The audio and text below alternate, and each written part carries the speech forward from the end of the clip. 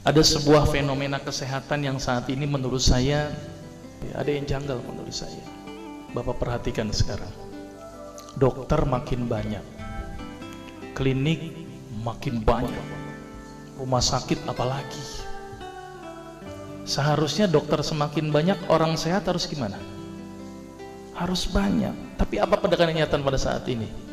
Dokter banyak, klinik banyak, rumah sakit banyak, orang sakit banyak. Ini yang salah siapa nih Pak? Dokternya atau pasiennya Pak? Karena saya dokter, saya salahin pasiennya. Ternyata pasien itu makhluk yang pasrah menurut saya. Semua yang diresepkan dokter ditelan itu tanpa mereka tahu apa ya obat yang mereka minum. Ini yang menurut saya cukup menggelitik. Nih ada apa di sini? Kenapa kok umat Islam sekarang ini berbeda dengan zaman Rasulullah pada waktu itu?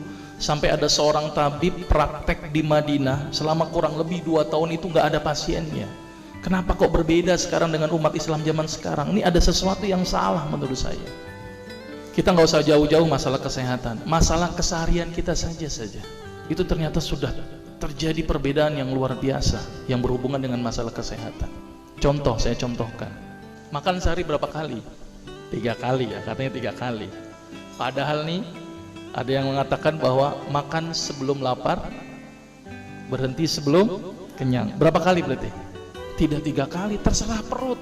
Jadi patokan 3 kali sebenarnya dalam Islam itu tidak ada sebenarnya. Ada sesuatu yang aneh. Maka itu saya sempat berpikir, ini jangan-jangan ini ada sebuah kesalahan dalam diri saya.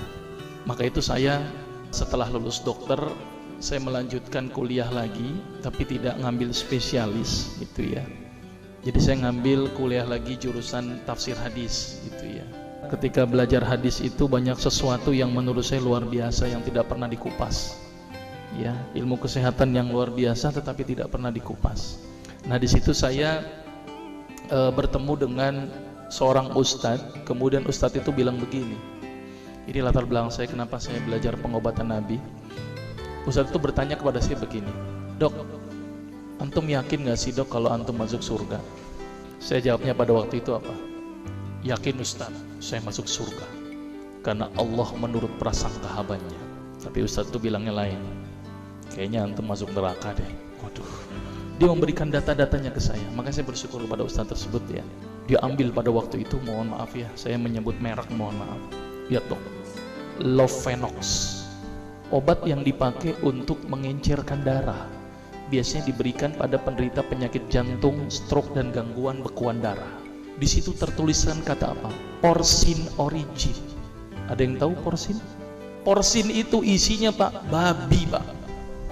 Saya bilang, waduh, berarti dok kalau antum ngeresepin porsin satu pasien, antum telan itu obatnya, kira-kira ibadah orang tersebut diterima nggak sama Allah? Siapa yang dipersalahkan nanti? Diambil obat yang kedua, Actrapid. Apa itu? Insulin. Tulisannya apa? Human insulin. Jadi diambil dari manusia yang telah meninggal, diambil pankreasnya, insulinnya, yang menderita penyakit kanker pankreas, dibuatlah obat. Berarti dokter sudah menyuntikkan manusia ke dalam manusia. Diambil obat namanya analsik. Apa itu analsik? Obat untuk pusing. Ini di kalangan dokter sering resep ini. Isinya apa? Antalgin dan diazepam. Makanya kalau orang minum obat ini pasti ketagihan, saya yakin. Karena kenapa? Karena mengandung diazepam. Diazepam itu apa? Narkoba. Maka itu cara nyari uang paling gampang, kasih aja resepin analsik, pasti balik lagi dia. Karena kenapa? Narkobanya bikin kecanduan. Diazepam, fatwa ulama bagaimana? Haram. Diambil lagi obat batuk, kodein. Maka itu kita minum obat batuk langsung hilang batuknya karena kodein. Kodein ini ternyata derivat dari narkoba. Berarti dokter sudah ngeresepin narkoba. Diambil semua obat sirup di depan saya, lihat dok, ada nggak yang tidak mengandung alkohol? Semuanya mengandung alkohol. Sampai saya pikir, Masya Allah, berapa ribu pasien yang telah saya resepkan obat-obatan haram tersebut. Ini yang menjadi kegelisahan saya Pak. Terus kemudian saya melihat ada sesuatu yang salah.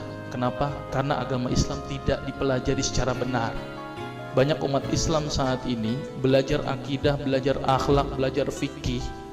Tapi lihat, pernahkah umat Islam di sini belajar masalah kesehatan Islam? sedikit sekali. Kajian-kajian tentang kedokteran Islam hampir tidak ada.